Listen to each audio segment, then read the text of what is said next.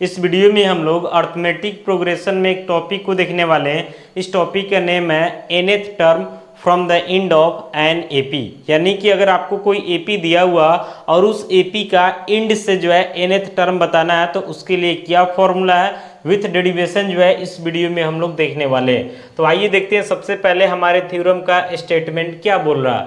तो यहाँ पे आपसे बोला जा रहा है कि prove that nth term from the end of an AP with the first term a common difference d and the last term l is given by l minus n minus 1 into d। यानी आपको बताना है कि अगर आपको कोई AP दे दिया जाए उस एपी के लास्ट से nth टर्म जो होता है उसके लिए जो फॉर्मूला है उसका डेरिवेशन हम लोग इस वीडियो में देखने वाले हैं। तो काफ़ी इंपॉर्टेंट ये फॉर्मूला है, काफ़ी सारे क्वेश्चन में आपको काम आएगा।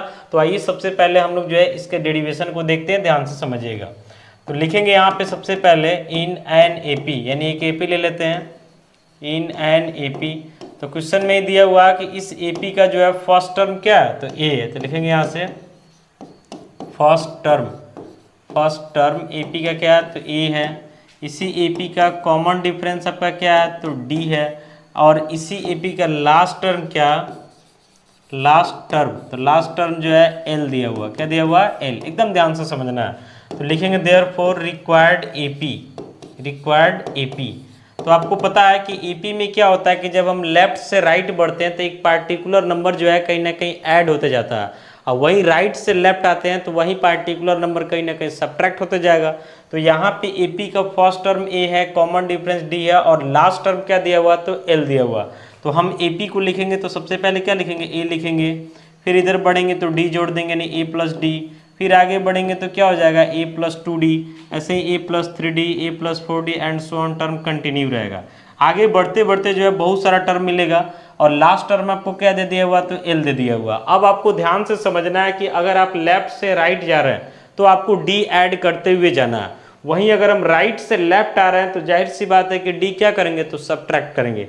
तो लास्ट टर्म हमारा एल दिया हुआ, तो लास्ट से अगर एक पहले वाला टर्म लिखना चाहेंगे तो हमारा एल माइनस डी हो जाएगा यानी डी कम हो जाएगा। एक और पहले वाला लिखना चाहेंगे तो एल माइनस क्या हो जाएगा 2d हो जाएगा एंड सो ऑन, काफ़ी सारे टर्म को लिखा जा सकता है। यानी हमारा एपी हो गया ए प्लस डी, ए प्लस 2d, और इधर लास्ट से आते हैं तो L minus D, L minus 2d, बीच में भी काफ़ी सारा टर्म हमारा कहीं ना कहीं छुपा हुआ। तो अगर हम इधर से जाते हैं तो इस पैटर्न पे जाएंगे यानी डी जोड़ते जाना है, और इधर से आएंगे तो डी क्या करते जाएंगे तो माइनस जाएंगे। हमारा फर्स्ट टर्म ए दिया हुआ था इसलिए बढ़ रहे थे, ए में डी जोड़ते हुए जा रहे हैं, और लास्ट टर्म एल दिया हुआ है इसलिए इधर से आ रहे हैं तो डी को क्या करते जा रहे हैं तो सब्ट्रैक्ट करते जा रहे हैं। यहाँ तक कोई दिक्कत नहीं है। तो हमको जो फॉर्मूला प्रूव करना है इसमें कहीं ना कहीं जो है लास्ट टर्म से दिखाना है। तो नाउ करके हम लिखेंगे कहीं ना कहीं यहाँ पे एक पैटर्न को बनाएंगे और उसी पैटर्न के बेसिस पे जो है हम डेरिवेशन को करने वाले हैं। तो लिखेंगे नाउ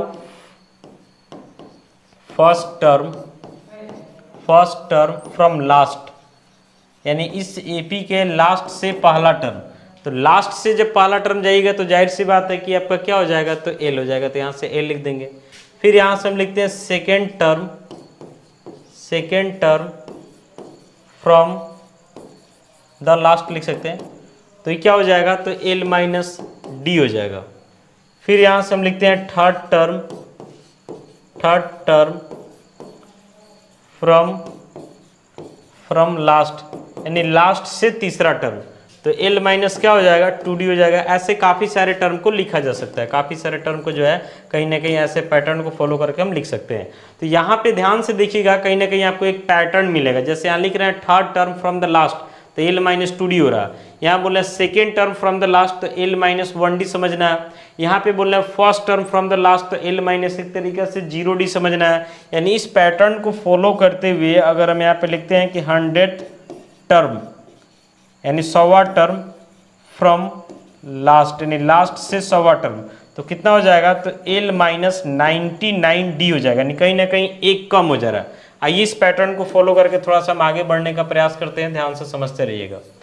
तो वहाँ पे ध्यान से देख रहे हैं आप, यहाँ पे लिखा हुआ कि first term from the last तो एल है, second term from the last L minus D है, third term from the last L minus 2d है, ऐसे ही 100 term from the last L minus 99 यानी कहीं ना कहीं यहाँ पे क्या होते जा रहा, तो एक कम होते जा रहा है, यहाँ पे क्या होते जा रहा, तो एक जो है आपका कम होते जा रहा है, देख रहे ना, यहाँ पे एक कम हो जा रहा है, यहाँ पे भी एक कम हो जा रहा है, यहाँ पे एक तरीके से 1d छुपा हुआ, यहाँ पे समझना है कि एल माइनस एक तरीके से 0d छुपा हुआ, यानी एक कम होते जा रहा है। तो इस पैटर्न को हम डैश डैश यहाँ पे करेंगे, डैश डैश, और डैश डैश करके यहाँ पे हम लिखेंगे कि nth टर्म, कौन सा term, nth term from the last, from the लगा सकते हैं, फ्रॉम द लास्ट। तो जैसे 100 टर्म हमको लिखना था तो L माइनस 90 हो गया, यानी एक कम हो गया, तो L माइनस एक कम, यानी n है ना, तो एक कम, तो n माइनस 1d हो जाएगा। यानी यहाँ से हमारा फॉर्मूला मिल गया nth term from the last of NAP equal to L minus n minus 1 into क्या हो जाएगा, d हो जाएगा। यहाँ पे जो L दिखाई दे रहा है एक तरीका से AP का लास्ट टर्म है, n जो दिखाई दे रहा है ये आपका नंबर ऑफ टर्म्स है, और d जो दिखाई दे रहा है ये आपका कहीं ना कहीं कॉमन डिफरेंस है। तो इस बेसिस पे जो है कहीं ना कहीं हम लोग काफी सारे क्वेश्चन को बना सकते हैं। जैसे मान लेते कोई AP दिया हुआ और उस AP का बोल रहा है कि लास्ट से जो है 20वां टर्म बताइए, 25वां टर्म बताइए, तो जो भी डाटा दिया हुआ रहेगा उस बेसिस पे कहीं ना कहीं हम क्वेश्चन को सॉल्व कर सकते हैं। आशा करते हैं वीडियो आपके लिए यूजफुल होगा। मिलते हैं अगले वीडियो में। Thank you.